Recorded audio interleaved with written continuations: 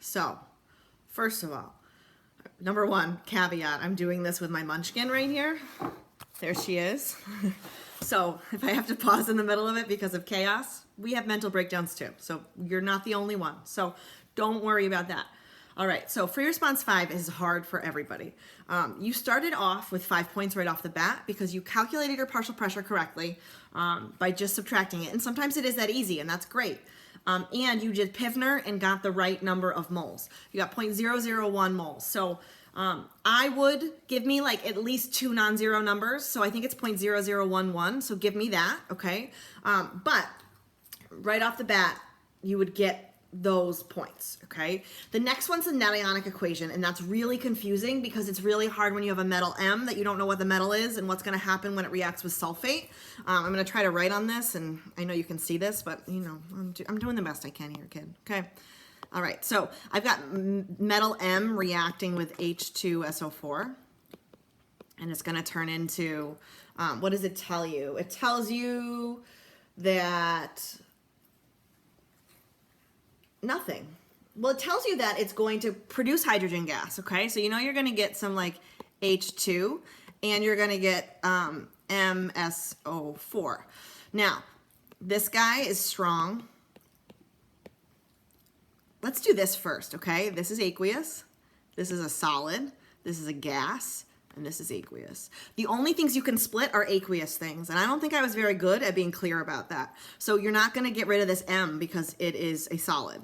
You can split this, and you know that H2SO4 is strong, so it's gonna be 2H plus SO4 2 minus. And what's confusing is that the prompt, which is not a College Board prompt, it's written by a teacher, says M forms a +2 ion and the acid is completely ionized to H plus and SO4 2 minus. It should have really said 2H plus, and the College Board would have been better about that.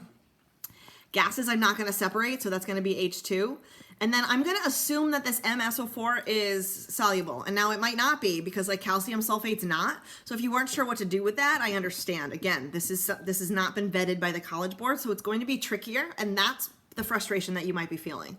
So this is gonna be M2 plus SO4 2 minus. Now my SO4s are gonna go away, and there's my net ionic equation. M plus 2H plus goes to H2 plus M2 plus. And you can see that I'm balanced by mass and charge. That one's really hard. Most people are getting that one wrong, but I just think the question is bad, okay?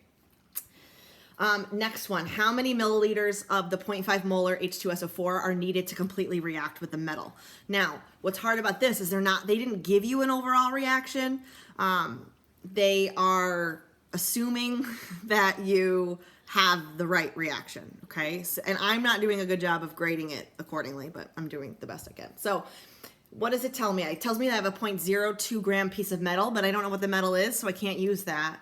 I have excess 0.5 molar H2SO4, but I'm gonna write that because I think that 0.5 molar is important, even though I know it's excess.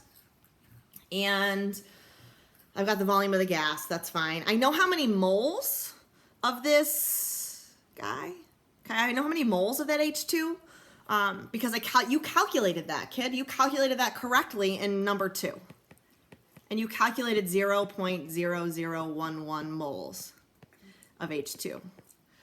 Well, use that to figure out how many moles of H2SO4. And the number of moles of H2SO4 is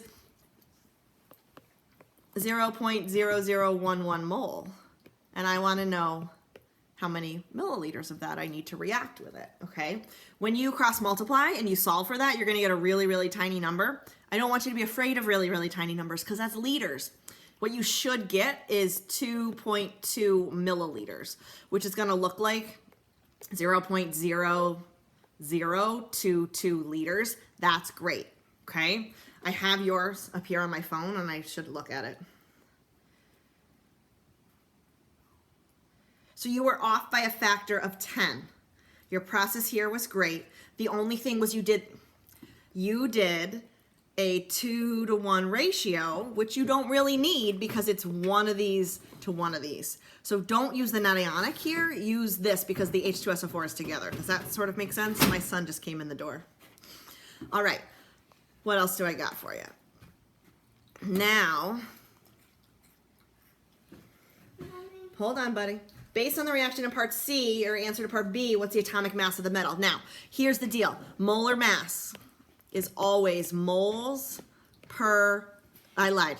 I'm thinking wrong. I'm thinking molarity. It's always grams per mole. If you look way back up to the prompt, don't be afraid to scroll, you know how many grams of the metal you have. You've got 0.02 grams. That's a really small piece of metal. And you know how many moles it is, which is 0.0011, because we figured out how many moles of hydrogen gas were collected, and it's a 1-to-1 ratio with that metal. So when you do that, that's how you get the molar mass. Know that the units on molar mass are grams per mole.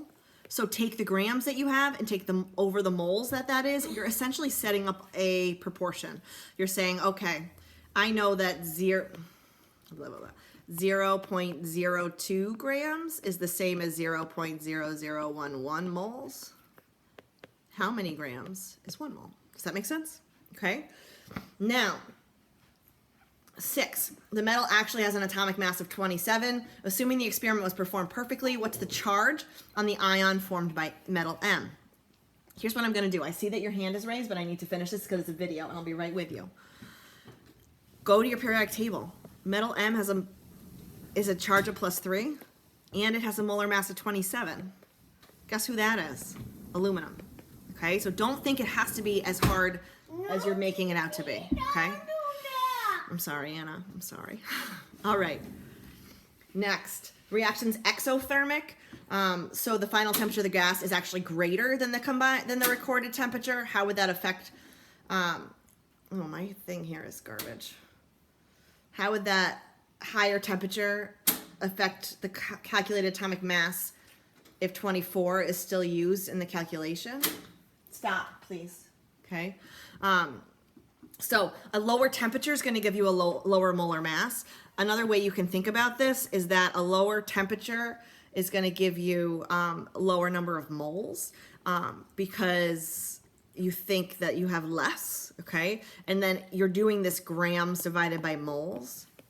So if you have, my explanation for this is not making sense. What? When I'm recording a video, I cannot talk to you.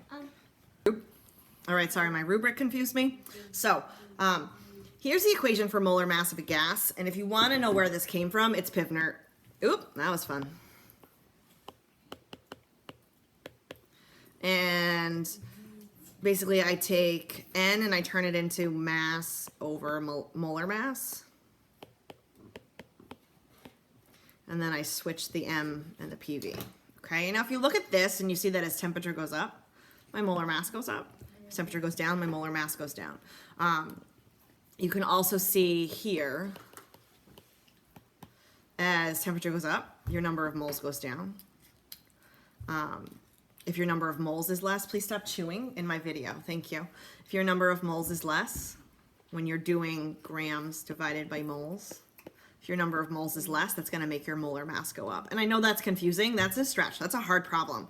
But if that's it, that's it. You remember, you don't have to answer every single question to get a 5. Okay? You do not have to. All right. The last part, part 8. When metal is added to 0.5 molar acetic acid, the reaction's too slow to be feasible. This, I don't think, is fair game, okay? Quite frankly, I don't think this is fair game for this AP exam, but I think it's still a reasonable question based on what you know, okay? So what's the difference here? I've got H2SO4, which I separated in my net ionic equation, and I've got acetic acid, which is my least favorite acid. This is a weak acid, which means it's not totally ionized. So most of it's going to look like acetic acid. I guess I'll write it. I hate this acid, Anna. Most of it's going to look like that, and very little of it's going to separate to this H plus and this C2H3O2 minus. Quentin, stop, please. Okay. So the concentration of these particles is going to be way down versus this, which is going to be like straight H plus and SO42 minus. And I know this is sloppy and I'm sorry. Okay. So this is going to have like an immediate crazy concentration. So the reaction's going to fly. Whereas these have to be taken out of solution for more of this to happen. And the concentration of this is super low. That's why the reaction's really slow. Okay. I know that this is hard, okay? I know that this is hard, but you have done the hard work all year. You are killing it, okay? You are doing great. I know that this is hard. I need you to just not have a mental breakdown tomorrow. You just need to do the best that you can. You could have, before you mental broke down, answered this last question, okay? I know that you would have been able to get that. Number 7 is hard. Skip it, okay? You don't have to answer every question. And you know what? If your answer sheet, hi, sweet pea. We'll play tic-tac-toe in a minute, okay? If your answer sheet looks like this, like let's say it's A, B, C, D. If it looks like C, E, A, C, D. Did I skip? I did C twice. Please don't do that. Let's make that F, H, J, whatever order, we don't care, okay? If you don't know the answer to, let's say we got A, B, C, D, E, F, G. Let's say you don't know the answer to C, skip it or assume it's 2, and then use it correctly the rest of the way down. And then you're not going to lose credit for these, okay? Anna, you have worked so hard this year. You are killing this, okay? So you've done the hard part already. You've done the hard part. You've learned the chemistry, okay? And you're doing great. So take a deep breath. This question was hard. This question was not as well aligned with the AP exam, but it was still good practice. You might see stuff that you're like, I don't know what this is, and that's okay, okay? Try your hardest, do the best that you can, and there's going to be parts. You might know E and F and D, but you might not know C and A, and that's okay. That doesn't mean you're not going to get a 5, okay? You're going to kill this, and I believe in you, and you're going to do awesome, okay? Text me, email me, send me smoke signals. Let me know. We can video chat, whatever we got to do. You got this, okay?